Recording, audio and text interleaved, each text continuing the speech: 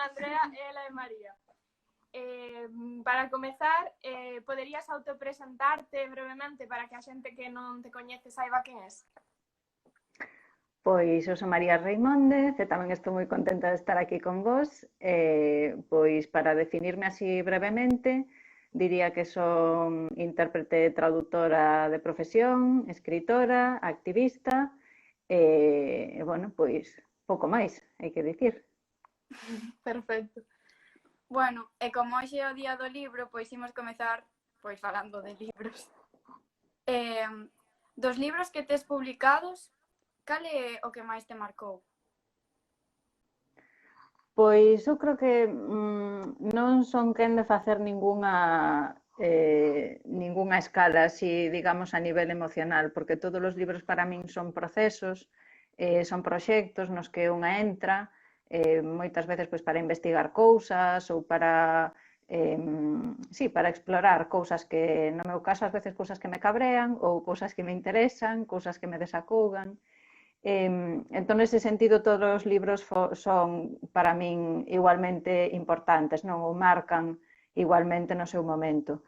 É certo que se o vemos dende outra óptica, pois supoño que o libro que máis me marcou a outro nivel foi o Club da Calceta, porque por varias razóns. Primeiro porque é un libro no que tivo moita repercusión, tivo moitas vidas, foi un libro que foi levado ao teatro, ao cinema, foi traducido a varios idiomas, levoume por moitos lugares, digamos que foi o primeiro libro co que eu comprendín que a escrita tamén era algo que lle tiña que dedicar tempo, que non era só pois, un hobby ou unha cousa que a mí me gustaba facer, senón que xa era algo máis profesional. E o tempo tamén é un libro polo que recibín moito afecto, mas tamén moitas violencias, non? Creo que, a pesar de que despois dese libro escribí outras cousas que poderían ser moito máis, non sei como dicilo, polémicas ou suscitar máis bochas, pois realmente o Club da Calceta segue suscitando reaccións moi viscerais en moita xente, sobre todo en rapaces e homes, que creo que teñen aí algún tipo de inestabilidade identitaria, entón senten ese texto como unha, así, bueno, alporízanse un pouco. E, bueno, para min foi un proceso de moito esgotamento tamén, entón é un libro que lle debo moitas cousas e que quero moito, pero, bueno, que xa queda un pouquiño atrás no tempo, non, para min. E dos libros que non son teus, hai algún que lle teñas especial cariño? Pois a moitos, claro, moitísimo máis que os meus, son moito máis importantes, claro que sí. Teñolle moito cariño os libros que traduzo. Creo que realmente se algo importante podo facer na vida é traducir, non? Porque traducir, escribir está moi ben, pero creo que hai moitas persoas que poden facelo ben. Pero cando traduzo obras que, bueno, sobre todo obras de autoras que non son occidentais ou que non son de identidades hexemónicas, pois aí sí que creo que o meu papel é máis importante, non? Entón sí que teño unha relación moi especial con todos os libros que traducín. Un dos primeiros que publiquei, que xa está desaparecido, moi difícil de atopar, son nas bibliotecas e nas casas das persoas, Entre o costume e a ruptura, chámase, é un libro dunha autora indocanadense, Rachnamara, que para min foi moi importante, un ciclo de relatos, igual que o Club da Calceta tamén é un ciclo de historias. E, bueno, todos os libros que traduzo marcanme moito. Agora, pois, últimamente traducín A Nosa Negra, que é o relato dunha muller que estivo en condicións de escravitude, ainda que a escravitude non era xa legal no norte dos Estados Unidos. E bueno, pois, sí, son libros que sempre me influen moito, entón teñolles moita querencia aos libros que traduzo. Moi ben. Por que comezaches a escribir? Cal foi a túa motivación para empezar a facer iso? Pois eu creo que houve varias motivacións. A primeira é así máis evidente, supoño que era porque a min sempre me gustou ler, entón eu tamén quería participar dese mundo. Empecé a escribir xa case cando aprendín a poñer as letras, cando tiña 6 anos xa andaba por aí cun caderno escribindo poemas e cousas desas. Pero creo que despois tamén, se o vexo, bueno, cando tiña xa o mellor 8 ou 9 anos, escribín como uns pequenos relatos longos que meu pai pasaba a máquina de escribir, aínda había aqueles trebellos. E aí sí que xa eu sentía que nas cousas que lía non había case rapazas, non había nenas, e as nenas que había eran sempre personaxes secundarios, había moi poucas excepcións de rapazas que a mí me interesasen, non? O que facía, entón dixen, bueno, pois se non as hai, pois vou nas facer eu. Digamos que iso tamén me levou a escribir. E despois creo que é importante para min tamén que hai unha parte da miña familia que é moi lectora, a miña mãe en particular, que sempre leu moito e tiñamos moitos libros na casa, pero hai outra parte da miña familia, que é a miña familia ancaresa, a familia paterna, que tiñan outro tipo de literatura, que era a literatura oral, a lingua. Para min era moi importante tamén esa parte, non? A literatura non é só escrito, senón que tamén son as cousas pois, que se falan, non? E sempre me gustaba pois, escoitar os contos que contaban pois, os meus avós e outra xente da familia. E, bueno, foi así unha confluencia de todas estas cousas. E no proceso de creación dun libro, cal é a túa parte favorita? Ui, pois creo que todas. Creo que o que máis me gusta son un pouco teimuda, cunha cuestión que ten que ver coa necesidade que teño con que o contido encaixe coa forma. Entón, é algo que me obsesiona moito. Ata que non chega ese momento, podo ter unha historia que contar, pero se non encaixan o contido e a forma, non son capaz de poñerme a escribilas, non?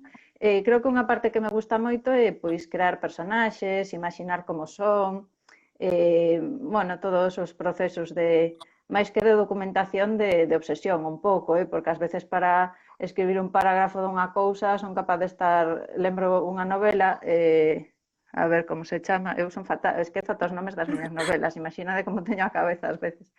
Pois as cousas que non queremos oír, a protagonista é unha xornalista de deportes e estiven vendo transcripcións de partidos da UEFA. A mí non me gusta o fútbol, gustame moito o deporte, pero o fútbol non. Estiven lendo transcripcións de partidos da UEFA, da Juventus, de non sei que, só para poñer un parágrafo, para que, bueno, teña ese nivel de obsesión, non? Con que os personaxes, as protagonistas teñen que ser reais. Entón, aínda que ás veces é un pouco un padecemento, porque teño que ler moitas cousas así raras, pois sí que é unha parte tamén que me gusta moito, que o paso ben, aprendo moito. Moi ben. E agora xa meténdonos un pouco máis no tema social, nas túas obras amosas un claro compromiso coas mulleres e en xeral con todos os conflitos e os problemas do mundo. E queríamos preguntarche de onde nace esta motivación e se crees que a literatura ten o poder para cambiar as cousas. Pois eu creo que a motivación nace de estar viva, non? De ser un ser sensible ao que me rodea, non? Por carácter, son unha persoa que non son capaz de mirar para outro lado. Bueno, pois dende que era moi nova, sempre estiven implicada en cousas, pois, colectivas, non? No ano 94 marchei ao sur da India, no 98 fundei Implicadas no Desenvolvemento, e a miña vida transcorreu agora xa máis da metade da miña vida, transcorreu en contacto bueno, pois coas realidades que a nosa sociedade occidental crea noutras partes do mundo, non? E en intentar ver tamén as interconexións que hai entre o que facemos aquí e o que acontece despois nas vidas das mulleres noutros lugares e tamén o noso carón, non? Entón, bueno, eu creo que non é, para min non é nada sorprendente, non é algo normal, pois se ollamos ao noso alrededor vemos que hai moita desigualdade, bueno, pois hai persoas que ou que tiran proveito, claro, lóxicamente hai, senón a situación non estaría así, e moitas pois que miran para outro lado, ou que polas circunstancias da súa vida pois non teñen o mellor ás veces esa pulsión, non? No meu caso é así, eu creo que, por suposto, a literatura é unha ferramenta moi importante, non? Como tantas outras, eu creo que é importante todo, non? O que facemos todos os días, o cotián é moi importante, pero a escrita tamén, igual que son pois o cinema, as series, os videoxogos, todo o que crea imaginario, todo o que crea a nosa maneira de pensar a través do entretemento, porque aí é cando estamos ás veces menos críticas, non? E estamos absorbendo moitas veces mensaxes, formas de entender, é importante que utilicemos ese poder que teñen esas pois chamémoslle artes ou chamémoslle entretemento para transformar, non? Igual que o patriarcado, a hexemonía se vai creando a través deses produtos, non? E a través desas vías de transmisión, pois igualmente tamén podemos utilizalas para darlles a volta ás cousas, non? Entón eu creo que é un espazo moi importante. Eu estou de acordo co que dis. Bueno, agora que mencionaches implicadas no desenvolvemento, sabemos que a fundaches hai máis de 20 anos. Podes falarnos un pouco de como surdiu a idea e cales son os obxectivos principais desta organización, etc.? Pois a organización, como comentaba antes, digamos que apareceu un pouquiño a partir desa primeira estadía que eu fixen no sur da India, en Karnataka, no ano 94, e tamén da miña experiencia xa previa con outras organizacións de cooperación, non? Onde vía que había algunhas cuestións que non funcionaban moi ben. A primeira delas era o enfoque feminista, que, aínda que pode parecer moi sorprendente, no mundo da cooperación o desenvolvemento é algo que non está, ás veces está, digamos, de palabra, pero despois o que é o entendemento das relacións e todo iso, pois non está presente. E despois tamén outra cuestión que ten que ver con entender a cooperación feita dende Galicia, feita dende a lingua galega, dende a nosa identidade, dende os nosos intereses, sin estar supeditadas pois a Madrid, a Barcelona, a Bruxelas ou onde fose, non? Entón, digamos que iso foi un pouco o que levou a fundar Implicadas no Desenvolvemento para establecer outro tipo de relacións e de apoios coas mulleres, pois, ao principio do sur da India, despois xa se ampliou o traballo a Etiopía, non? O que pasa é que, bueno, o meu, digamos que a miña implicación, en a que eu son a fundadora de Implicadas, pois eu non son a organización, lóxicamente, non? Porque senón non fundaríamos unha organización. As organizacións son cuestións de máis persoas, non? Entón, bueno, eu agora estou un pouquiño retirada da organización, pero non quita que siga traballando pois, coas compañeiras, ademais de outros países onde estiven traballando por outras circunstancias, de Filipinas ou de Haití, de Pakistán, onde sigo facendo pois, xa non tanto dentro de Implicadas, pero bueno, un poquinho así a carón de.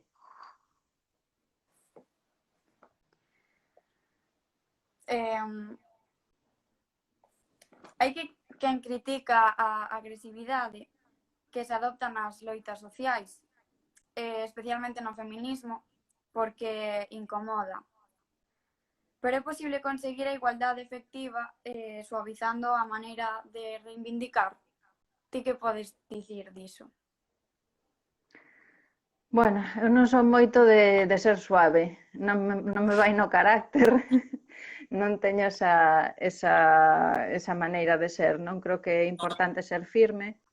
E aí hai dous planos, non? Hai un plano que ten que ver con como se deconstrúe, non? Como se interpreta a firmeza ou a crítica, sobre todo no caso das mulleres, e canto máis imos digamos, as marxes desa definición, máis agrava esa situación, non? Entón, cando partimos da base de que aquí hai un sistema que é violento cara ás mulleres, é violento cara ás disidencias sexuais e de xénero, é violento cara ás persoas racializadas, bueno, é violento cara a moitísimas cousas, non? E ás veces parece que o problema non é o sistema, senón quen o sinala.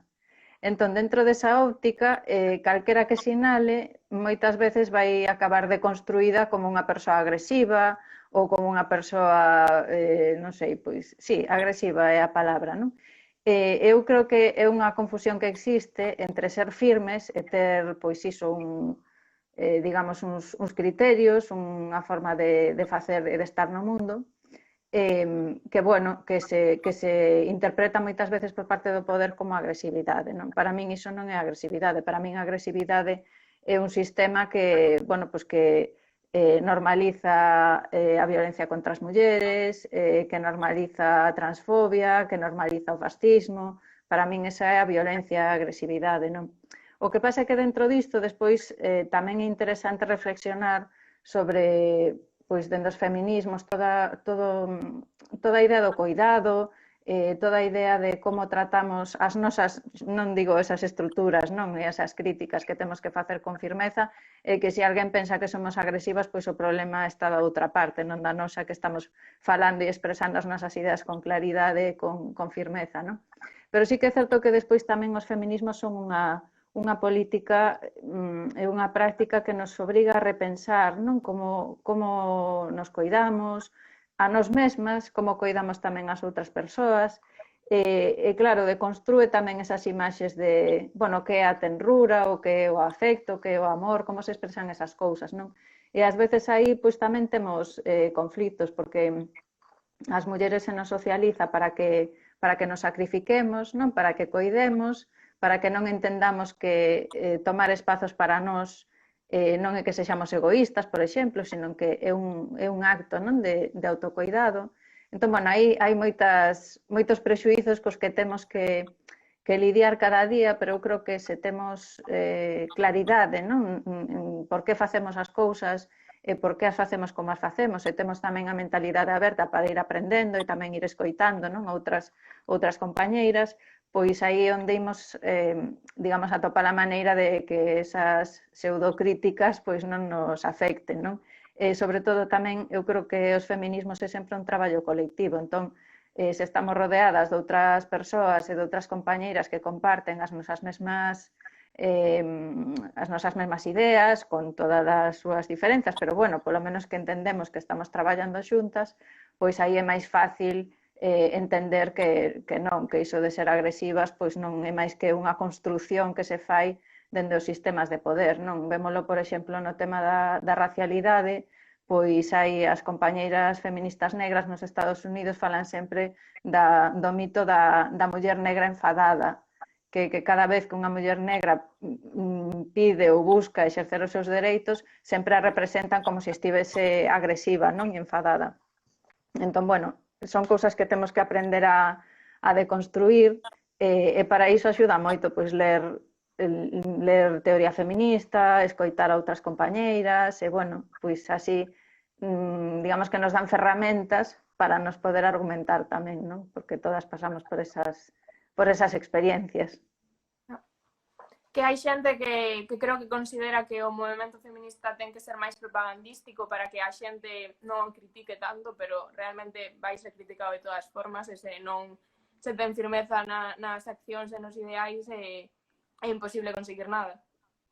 Claro, aí ademais tamén hai que ter cuidado, porque as mulleres precisamente o estereotipo que se nos inculca é o de que caladas estamos máis guapas, non? E que temos que ser sempre riquiñas, e temos que agradar a todo o mundo, e bueno, creo que nin a vida nin a xustiza consisten niso, non? Que en realidade xa sabemos que non imos agradar a todo o mundo, e que o importante é iso, que distinto, que teñamos claro pois por que facemos as cousas e que estamos intentando construir unha sociedade sobre outros valores. Moi ben. Que opinas da xente, bueno, dos homes que se autodenominan aliados feministas, pero que tratan de apropiarse do noso discurso?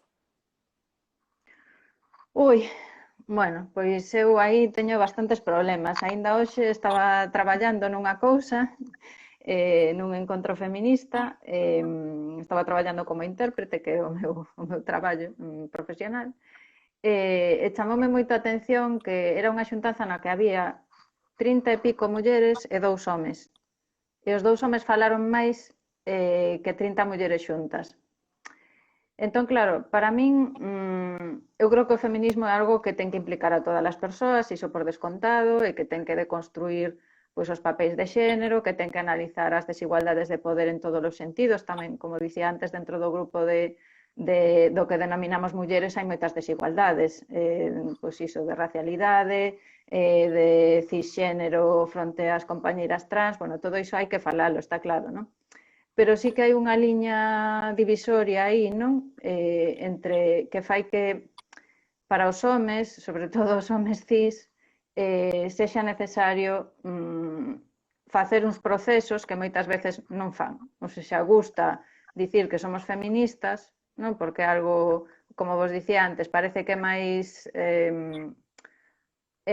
máis grave sinalar o sistema de opresión que o sistema de opresión mesmo. Entón parece que agora é máis grave chamarlle a alguén machista que selo, non? Sobre todo en contextos nos que estamos facendo activismo e nos que vemos unha e outra vez que nos espazos mixtos onde hai homes en organizacións, pois saen constantemente situacións de agresións, xa no caso máis extremo, non, dentro dos propios movimentos sociais, pero tamén situacións máis sutís, non, de pois de acalar as compañeiras, de dominar o discurso, como dicía agora, eu vou a moitos institutos, bueno, agora remotamente ou menos, non, pero así en situación non pandémica visito moitos centros de ensino e sempre me chama moito a atención no espazo público canto falan as adolescentes e canto falan os adolescentes, mesmo cando estamos falando de libros nos que as rapazas son protagonistas ou cousas así, non? Eles sempre teñen máis que falar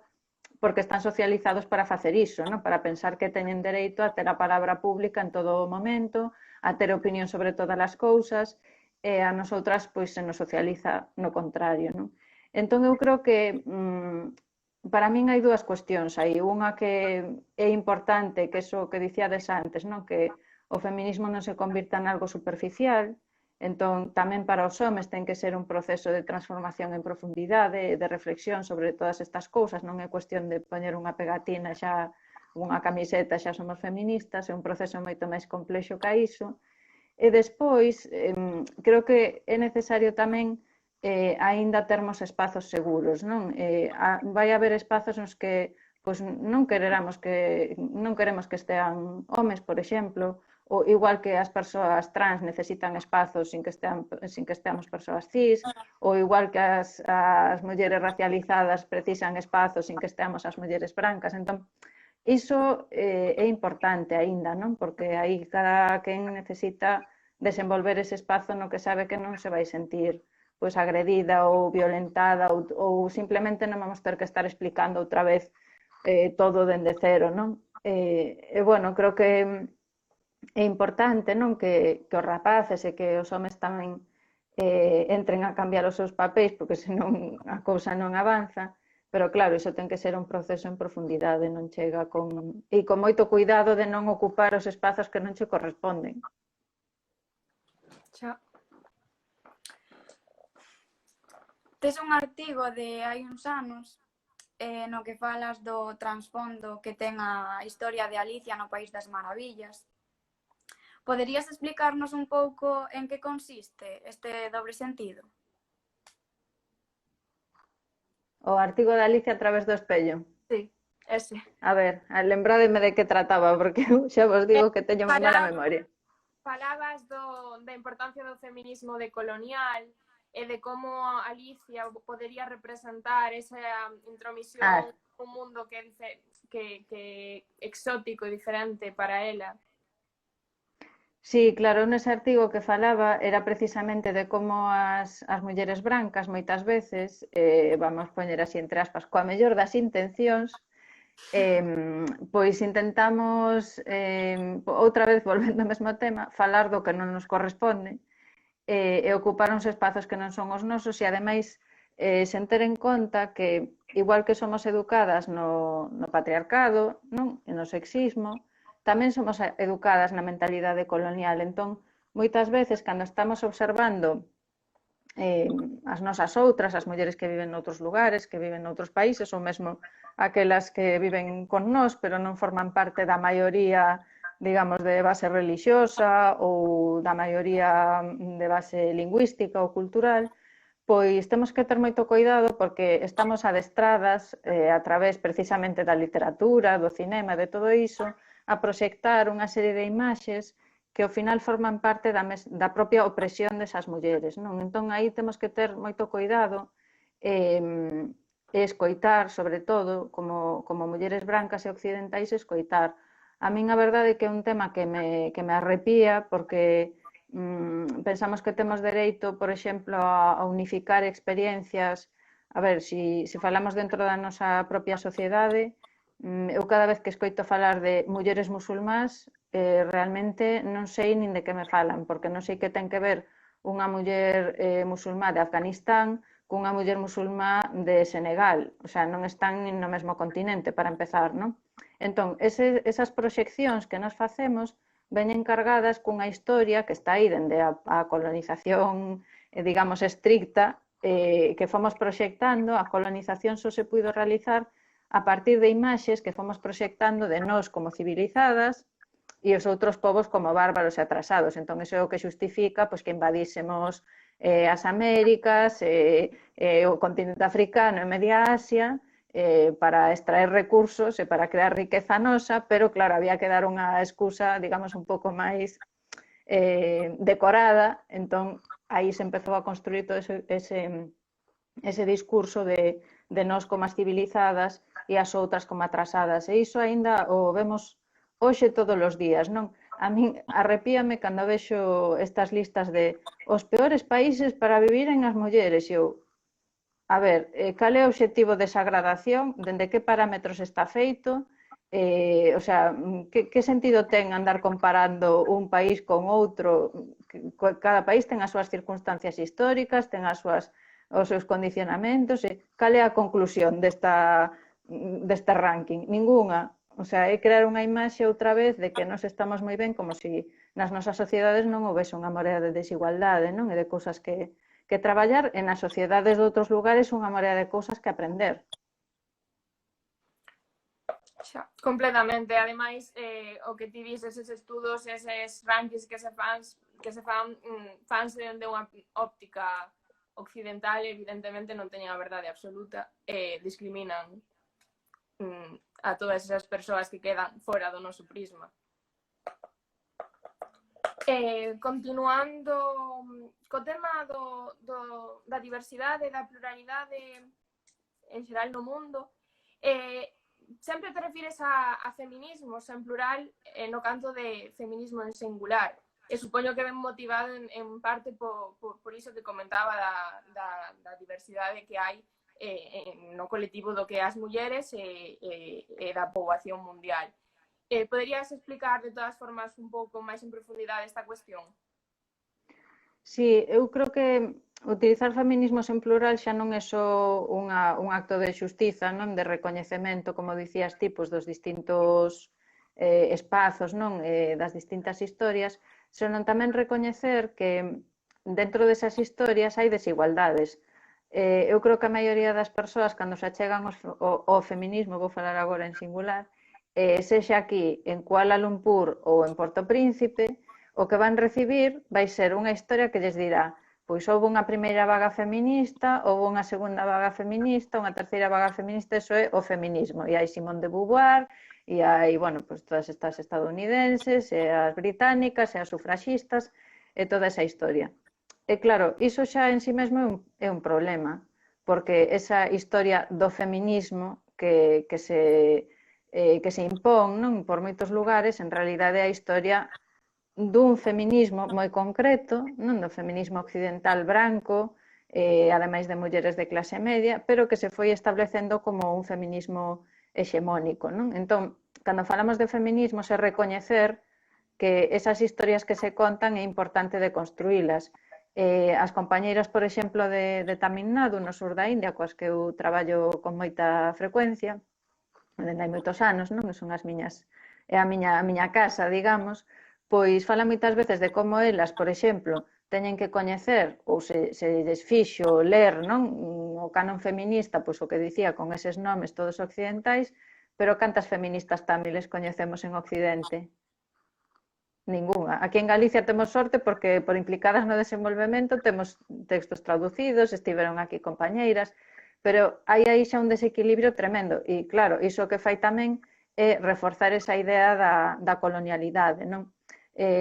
A min, outra cousa para volver ao tema de cousas que me arrepían, así para facer un capítulo, cando escoito dicir que os feminismos son que o feminismo é fillo da Ilustración, por exemplo, eu quedo en estado de shock, porque a Ilustración foi un momento de establecemento colonial, non?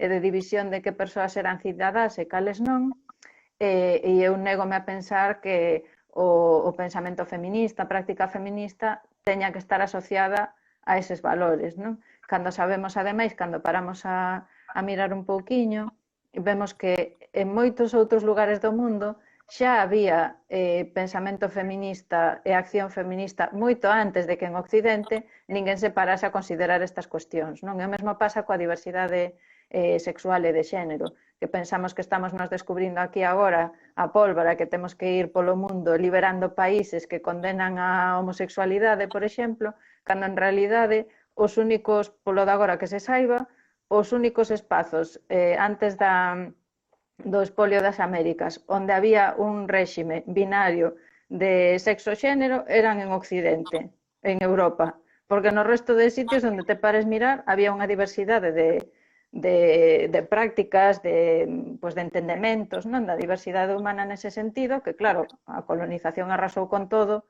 e agora pois temos que lidiar con iso, claro. De todas formas, hai quen critica ou intenta desprestixiar o feminismo neste caso falo en singular porque se refiren ao de aquí, achacando, bueno, facendo alusión ás súas orixes burguesas, que era o que comentabas tú, o que comentabas ti da ilustración. Como ves este debate de se debemos ser críticas con eses inicios, se se debe facer unha revisión histórica con perspectiva de xénero, non só do feminismo, da historia en xeral? Sí, claro, que aquí tampouco non houbo só un feminismo. Se pensades cando, por exemplo, a reivindicación de que as mulleres traballasen de forma remunerada, na nosa historia estou falando agora, é unha reivindicación de mulleres de clase media alta, porque as mulleres de clase traballadora sempre traballaron, non? Sempre traballaron fora da casa, eran as que vendían os ovos, as que, bueno, máis adiante traballaban nas fábricas e demais, non? Entón, eu creo que non é tanto a idea de revisionismo, senón de ampliar a mirada. Nun mesmo momento histórico están pasando moitas cousas simultaneamente, entón eu creo que o que temos que exixir dende agora é ampliar esa mirada, porque senón, se nada máis quedamos cun relato, pois iso é o perigoso. No momento no que escribían autoras pois como Pardo Bazán ou que sei, outras nos Estados Unidos había mulleres negras que xa falaban e xa estaban elaborando, non, dentro do marco da abolición da escravitude. Entón, as situacións son sempre máis complexas que o que eses relatos unívocos nos presentan. Entón, non é tanto unha cuestión de vamos desprestixiar o feminismo porque era burgués, senón dicir, non, é que os feminismos son máis amplos que ese relato. E cantas máis voces recollamos, mellor será, non máis complexo será ese relato e máis nos axudará no presente, porque claro, o pasado tamén nos axuda. Eu si penso, por exemplo, dende o punto de vista da orientación sexual, lesbianas, mulleres bisexuais, mulleres trans, houbo dende sempre.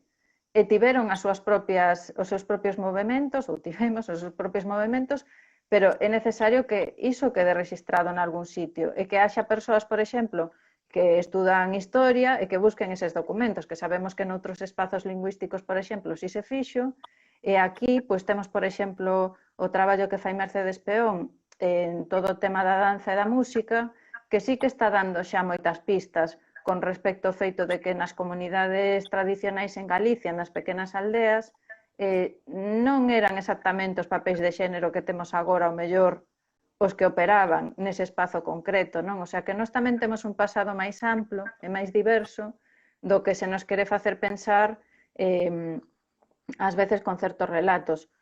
Por iso digo que o importante non é tanto digamos, o que dicías ti, non criticar o feminismo porque é burgués, senón dicir, non, é que o feminismo non é burgués, o feminismo son moitas cousas, e son moitas voces, entón é importante recuperalas todas, non só unhas poucas, non?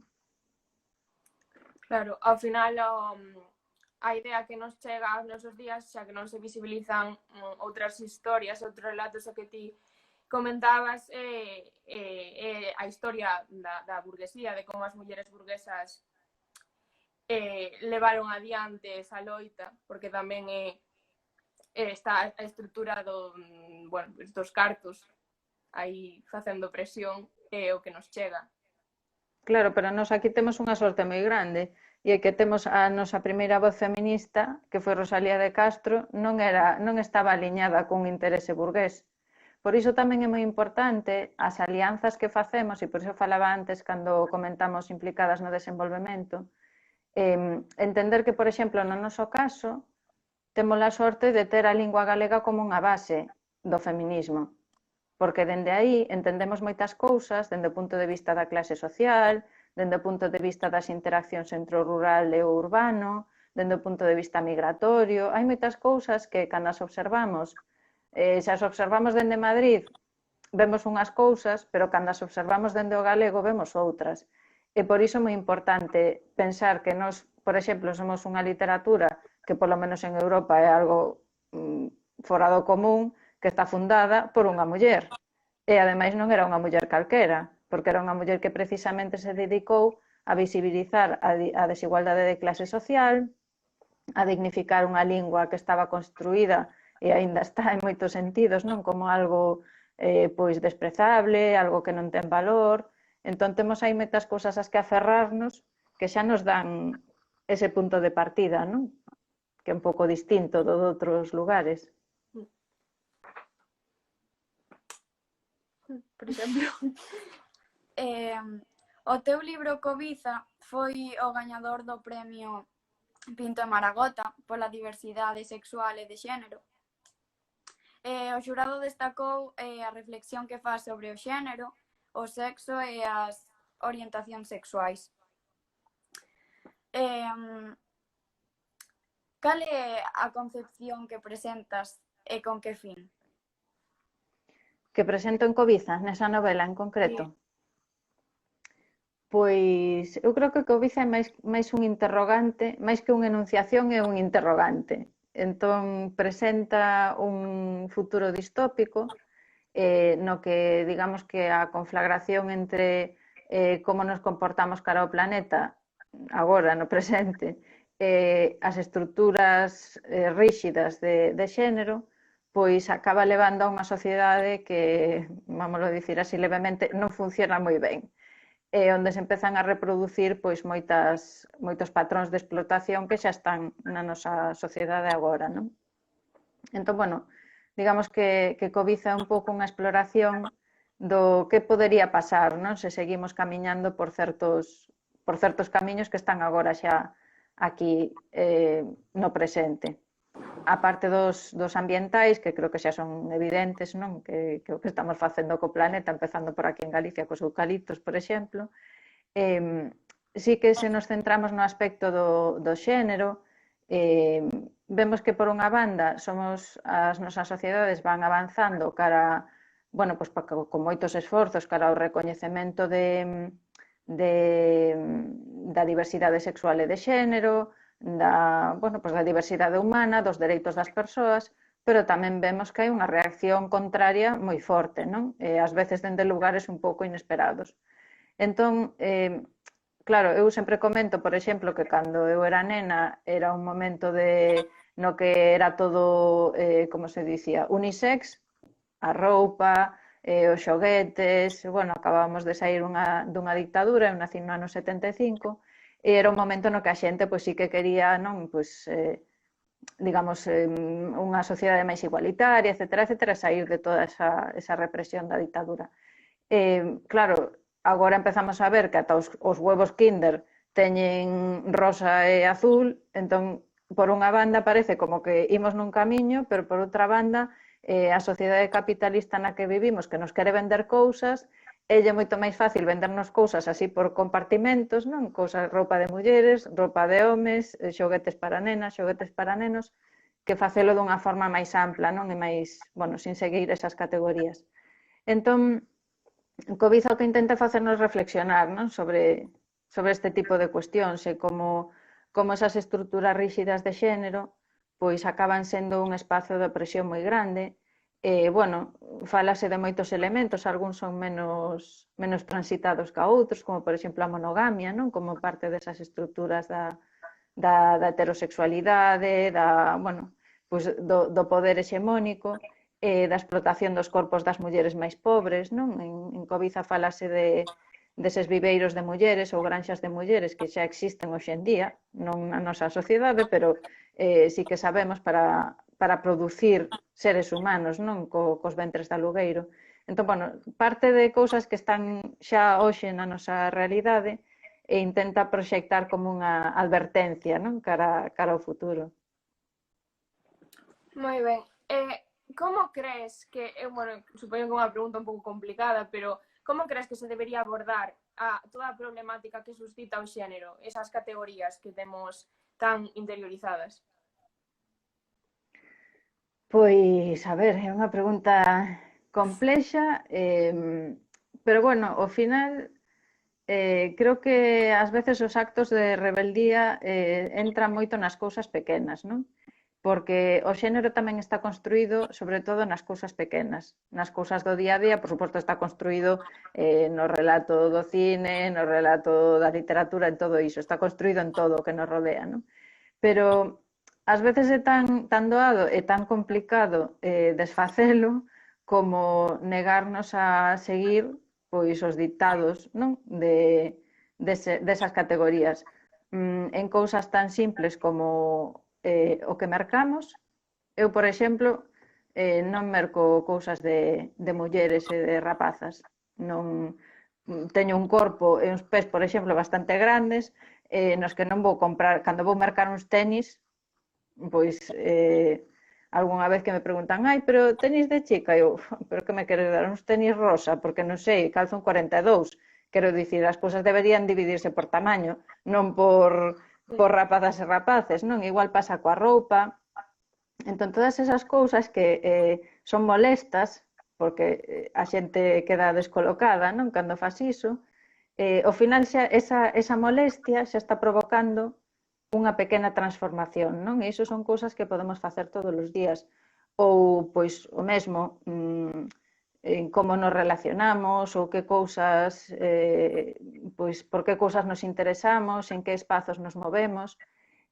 Todos eses procesos son procesos que incomodan, que nos incomodan a nos mesmas moitas veces, e que incomodan a outras persoas, pero eu sempre digo que a comodidade é o maior inimigo da revolución, porque cando a xente está cómoda non cambia de sitio, e a nós o que nos interesa é que a xente cambie, non? Que cambie de postura. Entón, ás veces é importante incomodar, non?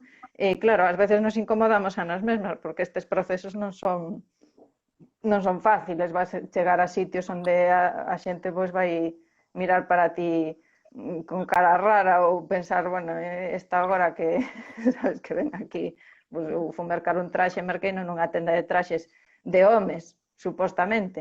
Cheguei ali, a min valíame o traxe, marchei para casa con el e xa está, non hai máis misterio, non? Pero claro, as mulleres que estaban ali, as dependentas, pois quedaron un pouco en estado de shock, e xa non vos digo nada se un rapaz entra nunha tenda a mercar un vestido, non? Que aínda está moito máis marcado, non? Entón, bueno, son cousas que podemos facer no noso día a día que incomodan, pero que podemos facelas e ademais creo que as persoas cisxénero, como é o meu caso, pois non temos un risco nese sentido, non? Porque sí que as compañeiras e compañeiros trans pois teñen, claro, outras dificultades. A min non pasa nada porque me confundan cun rapaz, que me pasa con certa frecuencia, non ten ningunha trascendencia, non? Pero claro, non, os meus dereitos aí non están en xogo, é unha simple anécdota. O que comentabas antes da comodidade recordoume a típica frase de se non te moves non sentes as cadeas, que precisamente iso. Consideras que o personal é político? Totalmente. O personal é o máis político. Ao final, é o que falábamos antes, as cousas cambiámolas normalmente a través de actos moi pequenos, a través de como falamos, a través de como nos relacionamos, a través de que cousas permitimos a outras persoas, que límites somos capaces de poñer, en que cousas nos implicamos, de que maneira mercamos, pois iso, que comunidades creamos, con quen nos aliamos, dende que ollos miramos o mundo, pois todo iso ao final é o que fai o político, que empeza nunha mesma e acaba no colectivo, non? Se queremos empezar no outro sentido, aí xa vamos peor, non? Temos que empezar cada quen polo que ten próximo para poder crear, non? Unha comunidade que teña tamén que ese traballo teña raíz e que non sexa o que falabades antes, non unha mera cuestión superficial de dicir que somos feministas sen entenderse que era o que eso significa, non? Vale, faz sempre moito fincapé na importancia das interrelacións entre distintas formas de explotación, discriminación. Poderías explicarnos un pouco cal é a relación, por exemplo, entre capitalismo e patriarcado? Pois iso, esta é unha das cuestións máis complicadas, non? Cando falamos de xustiza ou de transformación social, eu sempre digo que ás veces que nos falta unir a liña de puntos, non? E que con moita frecuencia pois sempre quedan como ángulos cegos nas cousas que facemos. Entón é moi importante intentar ter a ollada máis ampla posible, porque todas as explotacións están conectadas, tanto a nivel da opresión como a nivel do privilexio, non? Entón é importante ter esa ollada máis de buscar as interconexións. O patriarcado e o capitalismo, bueno, pois é que as conexións son infinitas. Dende o que acabamos de comentar hai un pouco de como o capitalismo lle interesa vender produtos, crear consumidoras e consumidores, ven cunha boa definición, entón o xénero é un eixo moi práctico para o capitalismo a hora de facer esas divisións, ata todo o tema da división do traballo, non? Que tamén está moi estudado por parte da economía feminista, como o sistema capitalista necesita unha mão de obra gratuita, que tradicionalmente exerceron as mulleres, para ocuparse de todo o que é o doméstico, os coidados e todo iso. Sen iso, o sistema capitalista non funciona. Se houvese que remunerar todo ese traballo, sería imposible que funcionase como sistema. E despois, lóxicamente, a un nivel máis internacional, pois está claro que a explotación capitalista implica a explotación dos territorios onde viven as mulleres noutros países, a explotación de recursos naturais, esa idea do crecemento permanente, non? E que o único que importa pois é vender e producir, e claro, iso ten unhas consecuencias pois lóxicamente ambientais que despois afectan as vidas das mulleres, que recortan os seus dereitos, lóxicamente aí as interseccións co patriarcado tamén están moi claras, non? Mesmo nesa idea que falábamos antes de representarnos as persoas occidentais como máis avanzadas, como que aquí as mulleres teñen moitos dereitos, pois iso ao final o que impide é que as mulleres noutros lugares poidan exercer tamén ou reclamar os seus dereitos, porque moitas veces lles din que simplemente están deixando as súas culturas, non? Isto pasa moito, por exemplo, na India pasa con moita frecuencia, na que é un país moi diverso, onde hai unha historia moi antiga de loitas das mulleres en distintos espazos e con moitísimas cousas, pois parece ser que hoxe en día as mulleres que se denominan feministas moitas veces as acusan de estar occidentalizadas, non? E entón así xa as desprestixian e non teñen ninguna capacidade para falar dentro das súas propias comunidades, non?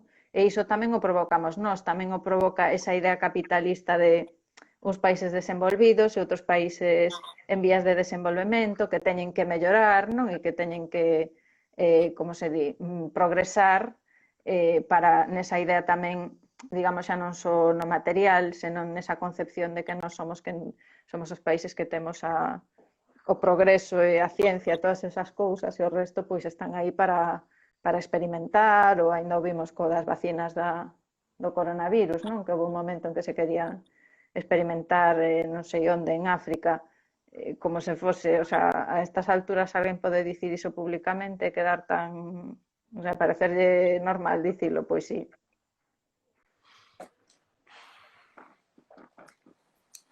O teu amplo compromiso social pasa tamén por un compromiso lingüístico co galego. Entendo que tamén con todas as linguas minorizadas. De onde nace ese compromiso? Como pus en práctica no teu día a día? Pois eu creo que nace do máis básico, non? De experimentar dende pequena tamén esa desigualdade. As persoas que falamos galego non somos igualmente percibidas nin consideradas que as que falan castelán. Ese é un eixo de desigualdade que para min é moi importante, porque creo que as linguas son moitas cousas, non son só unha vía de comunicación como se nos quere vender ás veces, senón que, bueno, pues, é obvio que implican tamén culturas diversas, agora estábamos falando diso, non? De que temos raíces referentes na nosa propia lingua que ás veces quedan invisibilizados porque estamos aí cunha presión dende outro lugar. Eu sempre digo que é máis fácil saber o que pasa en Madrid, que lle pasa a Isabel Pantoja, que saber que aquí se publicou un libro, que se fixe unha obra de teatro, algo que está pasando a carón da túa casa, non? Entón, bueno, eu creo que dende que era pequena, pois sí que tiven esa percepción, non? De ver que que convives nun espazo onde hai unha lingua que non é tratada igual que a outra. E cando digo lingua, digo persoas, claro, que falan esa lingua. Entón, para min é un espazo de pensamento moi productivo, non? É tamén o que me axuda a entender con facilidade a situación de outras feministas noutros lugares que se teñen que enfrontar a conflictos semellantes aos nosos, aínda que sexan moi distantes, non? Xeográficamente nas historias. Cando convidamos a compañeiras de Tamil Nadu, que vos dicía antes, pois o tamil, anda que é unha lingua que falan 60 millóns de falantes, esta é unha lingua que tamén está oprimida por outra, polo hindi e polo inglés, que son as linguas oficiais do país, non? Da India, como aquí o castelán. Entón, as feministas en lingua tamil tamén teñen ese compromiso, non? Moi profundo coa súa propia lingua e teñen que enfrontarse moitas veces tamén a oposición por parte dunha identidade hexemónica, tanto o machismo, digamos, interno da súa propia comunidade, como o machismo que ven aliado con esa hexemonía lingüística, non? Entón, para nós é moi fácil entendernos con elas e elas con nós, porque a situación, a pesar de estar moi distante, ten moitos puntos en común. Ao final, entre povos que están discriminados, podemos entendernos. É máis fácil establecer unha empatía, digamos, non? Sí. Vale, pois xa por último, para tocar o último tema, acabas de publicar un libro, Bárbaras. Queríamos preguntarche con que obxectivo escribiches e se poderías facernos unha breve sinopse para animar a súa lectura. Está aquí, témola aquí. Estades preparadísimas, estou impresionada con esta entrevista tan profesional, todos os libros, xa sabedes máis dos artigos que escribín que eu mesma. Tamén temos o de Cobiza, que me esquecín de ensinalo antes, se alguén está interesado en lelo. Pois sí, dicíades ben que acaba de sair aínda hai nada, unhas semaniñas. Bárbaras, pois Bárbaras non é unha novela, é un texto pois divulgativo, no que procurei, pois tirando da miña experiencia, falar pois da miña experiencia de outras compañeiras, non? E da miña observación, pois utilizar o tema da menstruación para falar de outras cousas tamén, non? Para falar dos corpos, da diversidade dos corpos, para falar de capitalismo, para falar de ecoloxía, dunha cantidade de cousas que podemos falar delas e que traspasan algo tan mal visto como segue sendo a menstruación, non? Porque parece que vivimos nunha, pois iso, volvendo de antes, non? Parece que vivimos nunha sociedade super avanzadas, super modernas e super de todo, e aínda temos os anuncios de compresas que lle botan un líquido azul, que ninguén entende como é iso posible, pero vemos todos os días e parecenos normal, non? Ou seguimos utilizando palabras tabús para falar do noso corpo, e, lóxicamente, pois creo que é moi importante cada vez máis falar pois desas cuestións, non? Das expectativas que hai sobre os corpos, sexa pois dende a gordofobia, a construción da raza, por exemplo, tamén, non? Da branquitude que chamamos, como eses corpos ideais resulta que son corpos brancos, bueno, pois aí tamén hai moitas historias das que falar. Entón, bueno, collín un pouquiño, xa son unha muller maior, xa teño 45 anos, entón levo moito tempo convivindo coa miña menstruación, e decidín pois intentar achegarme a persoas máis novas, menstruen ou non, a través dese libro que, bueno, procura, ou a miña intención era que fose algo ameno, que nos dese que pensar sobre todo. Pois cada quen xa tirará por onde queira, non? Pero polo menos que nos puxese así algunhas ideas tamén sobre a medicina, bueno, sobre esas cuestións que están aí e que son importantes para para ser máis felices, non? Porque ao final tamén unha cousa que digo na introducción do libro é que se o escribín era tamén co obxectivo de que sexamos algo máis felices cos nosos corpos, non? Que debería ser algo normal e algo moi complicado. Na introducción tamén comentas, creo que era na introducción, que é moi necesario que se leven estes temas á literatura e a outros espazos, tamén o cine, a televisión, porque está moi pouco traballado e é importante ter estas referencias en todos os ámbitos. Bueno, ainda deu tempo a ler, ainda un cacho. Está a medias. Está me gustando moito, por certo. Estou impresionada. Pois mira, debe ser o primeiro comentario que teño case sobre o libro, así dende que saiu. Cando remate, mándoche unha mensaxe cunha opinión un pouco máis completa. Estupendo, genial. Falando da menstruación, que estigmas rodean na nosa sociedade agora mesmo? Aínda, digo. Que diferenzas atopas respecto a outras culturas? E xa para rematar, porque queda 1 minuto 50 de directo, que non sabía que tiña tempo límite, pero parece que sí. Bueno, pois así moi brevemente. Creo que aínda hai moitas rapazas, xa non digamos pois rapaces trans, ou persoas non binarias, que non falan con liberdade da menstruación e que teñen moitos problemas, non, a hora de saber que lles pasa, entender un pouco o seu corpo, que están suxeitas a moitas presións, non? En canto a outras culturas, pois eu creo que un poquinho é o mesmo. Unha das cousas das que falan no libro que é moi importante é que se nos inculca que a menstruación está vinculada á reproducción. E eu o que me importaba transmitir como mensaxe é que a menstruación está vinculada coa ovulación, que é un proceso independente dos corpos. Entón, sí que esa parte reproductiva está moi presente en moitas culturas, non? No de pensar que cando unha rapaza lle ven a regra, pois xa está aí dispoñible para a reproducción. E iso pasa na nosa sociedade igual que noutras. Vale, bueno, pois creo que non hai tempo xa para unha rolda de preguntas do público se as houvese, pero creo que fixemos unha entrevista bastante longa xa.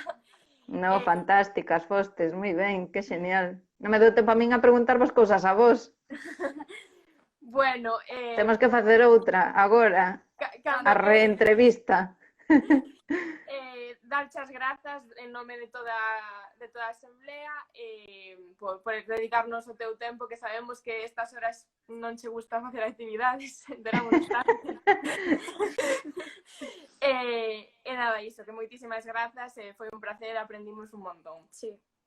Nada, igualmente, eu nada, aquí para o que queirades. Sí, aí andaba. Bueno, que estabas falando e cortouse...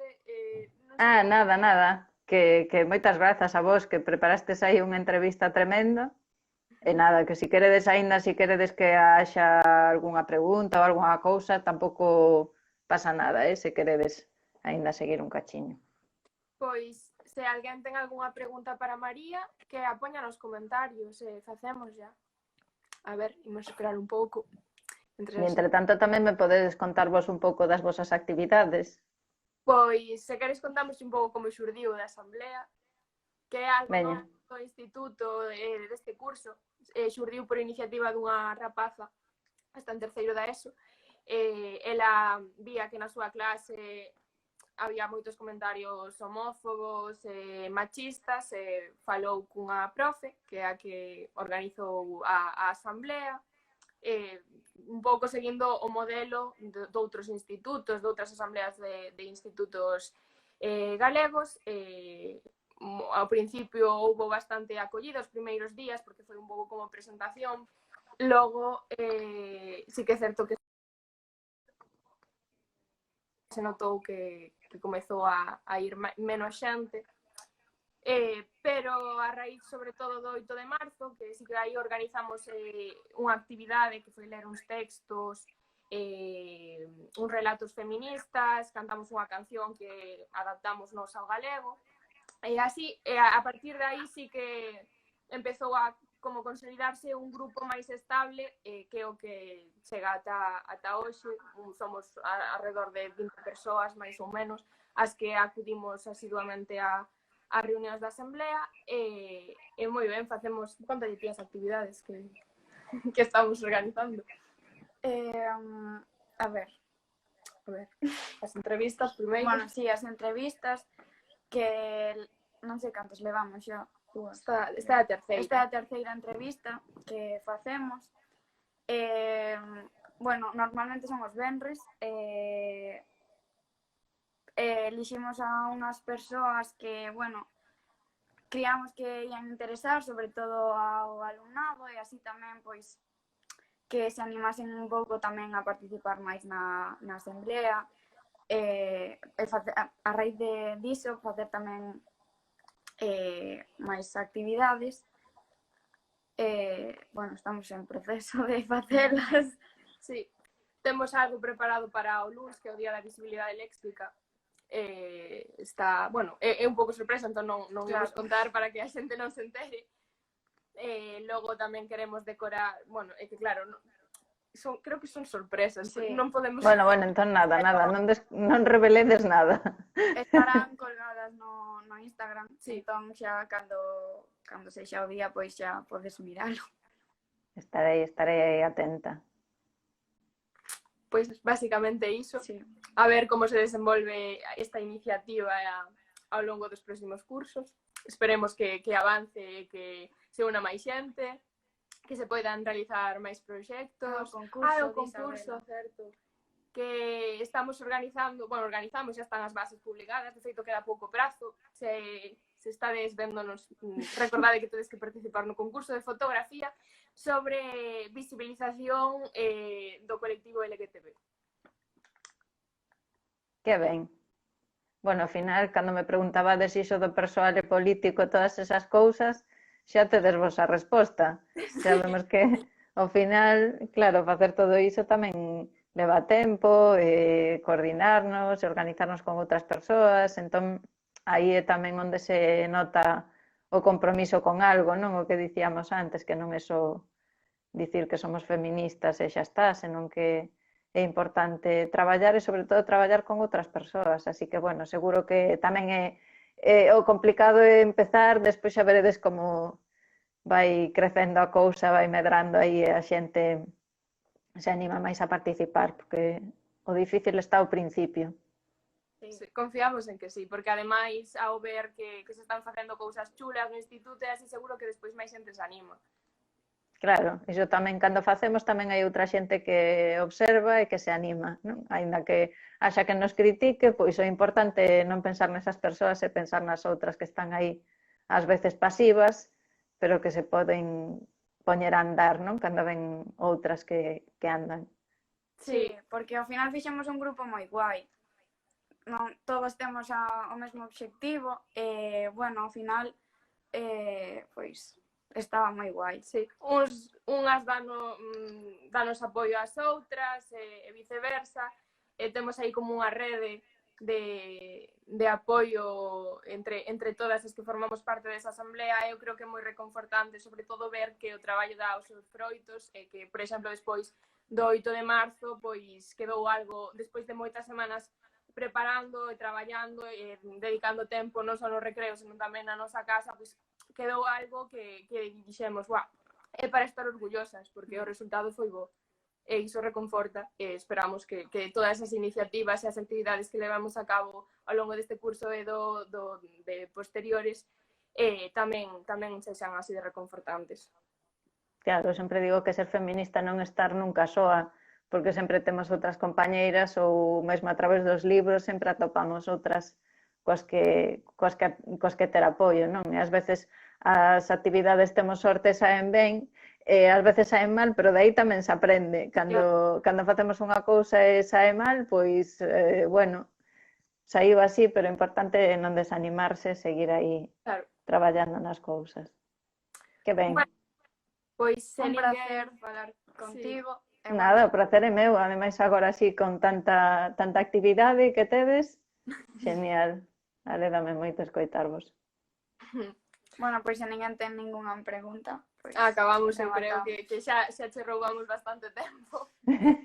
Non pasa nada. Xa sabedes que son así un horario galiña, non o meu, de ir para a cama cedo e todas esas cousas, xa estaba desinformadas. E que cando che propuxemos facer a entrevista, non miráramos outra entrevista na que comentabas este tema, e claro, foi como, joa, agora sentímonos mal, pero... No, pero comigo é moi fácil porque se hai algún problema xa vos lo vou dicir eu antes de nada. Vale, Entón, perfecto. se non vos dixen nada é porque non había ningún problema. Pois moitísimas grazas, de verdade. A vos, compañeiras, que Chao. sigades traballando así. Chao. Chao.